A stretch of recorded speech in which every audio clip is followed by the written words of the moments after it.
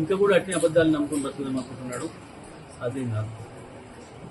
రైతుల విషయంలో పచ్చి దగా చేస్తామని ప్రభుత్వం. కాళేశ్వరం అట్లనే ఉంది. కాళేశ్వరంకి ఏమి కాలేదు.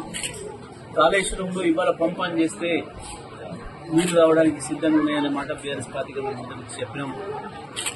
ఒక్కసారి కేసీఆర్కి అప్పచెప్పండి, 3 రోజులు ఇక్కడ నీళ్ళు తీసుకొస్తామని చెప్పినాం. ఇంతవరకు ఉత్తమ్ కుమార్ రెడ్డి గారి కాంచి, ఇరిగేషన్ మంత్రి కాంచి కానీ ముఖ్యమంత్రి గారికి సమాధానం లేదు.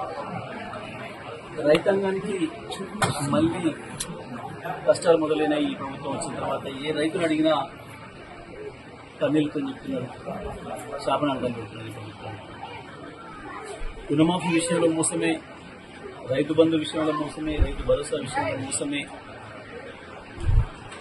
వరిధాన్యం కొనుగోళ్ల విషయంలో మోసమే, నీళ్ళిచ్చే విషయంలో మోసమే. ప్రతి చోట ఈ ప్రభుత్వం రైతాంగాన్ని దగా చేస్తుంది. కొంటే ధాన్యానికి బోనస్ ఇవ్వాల్సి వస్తుందని చెప్పి ధాన్యం కొనడం ఎత్తేసింది. ఇప్పటివరకు ఈ ప్రభుత్వం వచ్చిన దగ్గర నుంచి మీరు కొనుగోలు చేసిన ధాన్యం ఎంత అంటే ఇప్పటివరకు ఎవరు కూడా సమాధానం చెప్పలేదు. ముఖ్యమంత్రి దగ్గర సమాధానం లేదు, వ్యవసాయ శాఖ మంత్రి దగ్గర లేదు, సివిల్ సప్లైస్ శాఖ మంత్రి దగ్గర కూడా సమాధానం లేదు.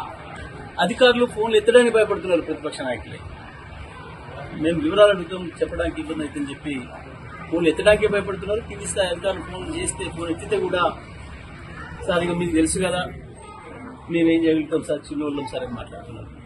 ఇప్పటి వరకు ఎవడు లెక్క చెప్పిన వాడే లేడు. ఎంత ధాన్యం కొన్నారు? మీ ప్రభుత్వం వచ్చిన తర్వాత అప్పుడే యాసంగి పంటలు వచ్చినాయి, వానకాలం పంటలు వచ్చినాయి, తర్వాత మళ్ళీ యాసంగి పంట వచ్చింది.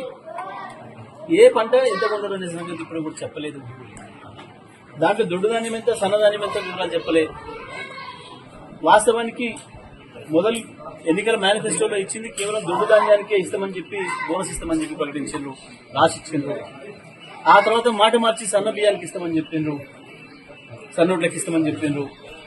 కానీ ఇప్పటి వరకు సన్న ఒడ్లు కొన్నదెంత, దానికి ఇచ్చిన బోనస్ ఎంత అంతే విషయంలో ఒక్కడు కూడా సమాధానం చెప్పడం లేదు. నిన్న మళ్ళీ హుజూర్ నగర్ వేదికగా పచ్చి అబద్దాలు మాట్లాడిపోయిండు రేవంత్ రెడ్డి. మళ్ళీ అదే మూర్ఖత్వాన్ని ప్రదర్శించుకున్నాడు, అదే అజ్ఞానాన్ని ప్రదర్శించాడు. ఒక అక్షరం కూడా ముఖ్యమంత్రి హోదాలో లేదు, ఆ స్థాయిలో లేవు. మళ్ళీ కేసీఆర్ మీద విషయం కక్కడం తప్ప ఇంకొకటి లేదు. కానీ కేసీఆర్ పైన విషయం కక్కి బతకడం అనేది సాధ్యం కాదు నీకు ఎక్కువ రోజులు. రేవంత్ ఇవాళ ఏ రైతులు అడిగినా ఏ రకంగా మాట్లాడుతున్నారో, కాంగ్రెస్ పార్టీకి ఓట్లేసిన అన్న వాళ్ళు కూడా ఏ రకంగా చెంపలేసుకొని రైతాంగం చెప్తున్నారో మీడియా మిత్రులు కనబడితే చాలు వాళ్ళంతా వాళ్ళు వచ్చి వాలంటీర్గా చెప్తా ఉన్నారు.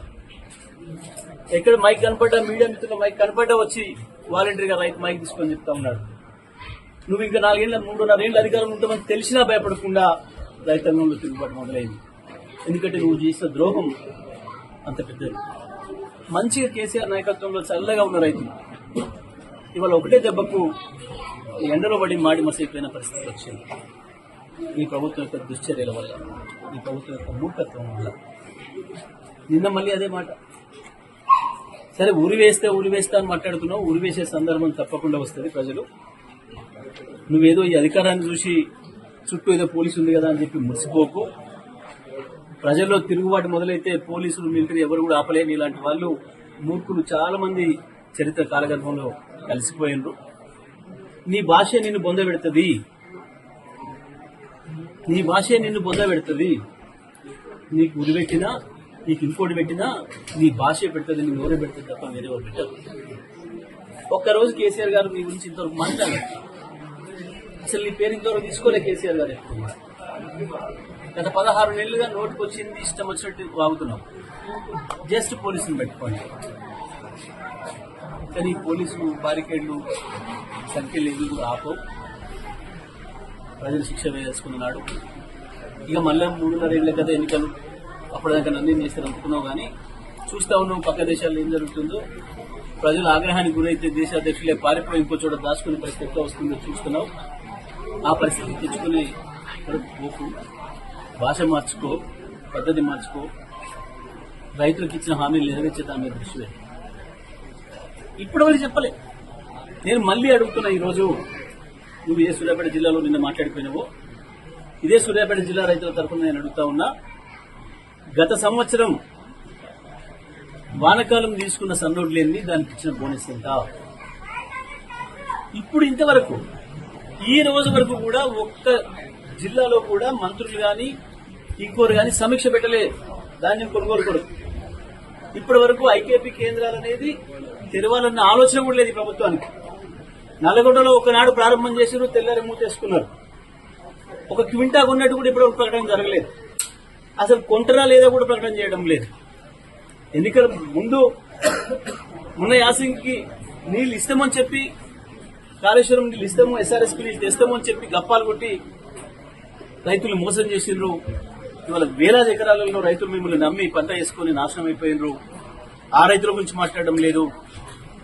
నేను ఇప్పటికైనా ప్రభుత్వాన్ని డిమాండ్ చేస్తా ఉన్నా, సివిల్ సప్లైస్ మంత్రి నువ్వేందో సంబరపడ్డావు, నిన్న నలుగురు తీసుకొచ్చుకొని ముఖ్యమంత్రిని తెచ్చుకొని మీటింగ్ పెట్టుకొని, అది కాదు సూర్యాపేట జిల్లాకు ఇంకొక పంటకు నీళ్లు ఇస్తే, ఇంకొక తడి నీళ్లు ఇస్తే వేలాది ఎకరాలు బతికే అవకాశం ఉంది. రైతాంగం మొత్తుకుంటున్నారు.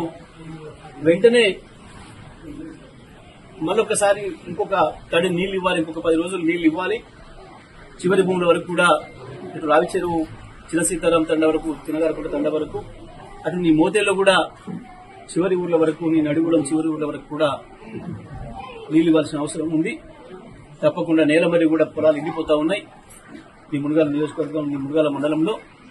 మరి ఇవన్నీ కూడా మళ్ళీ బతికించుకోవాలి. రైతు పెట్టిన పెట్టుబడి బయటపడాలంటే ఇంకొక తడి నీళ్ళు ఇవ్వాల్సిన అవసరం ఉంది, ఇంకొక 10 రోజులు నీళ్ళు ఇవ్వాల్సిన అవసరం ఉంది. ముందు దానిపైన దృష్టి పెట్టు. వరి కొనుగోలు పైన ఇప్పటి వరకు కూడా, ధాన్యం కొనుగోలు పైన ఒక్క సమీక్ష పెట్టలే. ఎక్కడ కూడా ఈ జిల్లా కలెక్టర్లకు ఆదేశాలు ఇచ్చినట్టు కనపడడం లేదు. అసలు ఐకేపీ కేంద్రాలు ఉంటాయా లేవా, ఇంకా వేరే ఏ పద్ధతిలో మీరు తీసుకుంటారో కూడా ఇప్పుడు చెప్పడం లేదు. వెంటనే ధాన్యం కొనుగోలు విషయంలో ప్రభుత్వం ప్రకటన చేయాలని చెప్పి డిమాండ్ చేస్తా ఉన్నా. ఇంకొక తడి నీళ్లు ఇవ్వాలి, ఎస్ఆర్ఎస్పీ ఫేజ్ 2 కాలువల కింద అని చెప్పేసి డిమాండ్ చేస్తా ఉన్నా. గతంలో ఇప్పటివరకు కొన్నది ఎంత, సన్నధాన్యం ఇచ్చిన బోనస్ ఎంత అని కూడా వెంటనే ప్రభుత్వం ప్రకటన చేయాలని చెప్పి నేను డిమాండ్ చేస్తా ఉన్నా. కాళేశ్వరం విషయంలో మేము చాలా స్పష్టంగా చెప్పినాం. గత జూలై 26వ తారీఖు నాడు మా బీఆర్ఎస్ వర్కింగ్ ప్రెసిడెంట్ కేటీఆర్ గారి నాయకత్వంలో మేమందరం కూడా కాళేశ్వరం సందర్శించినాం. మీరు కూలిపోయిందని చెప్పిన మేడిగడ్డ ప్రాజెక్టు పైన నిలబడి, ఆ రోజు నాడు 9,60,000 క్యూసెక్ల నీళ్లు పోతున్నాయి. దాంట్లో అది ప్రవహిస్తున్న సందర్భంలోనే మేము అదే ప్రాజెక్టు మీద నిలబడి చెప్పినాం, ఈ ప్రాజెక్టు బ్రహ్మాండంగా ఉంది, మేము దీనిపైన నిలబడి ఉన్నాం. కన్నేపల్లి పంప్ హౌజ్ ఏదైతే కాళేశ్వరంకి కీ పాయింట్ ఉందో, ఆ పంప్ హౌస్ కూడా వెళ్లిన అధికారులతో మాట్లాడినాం.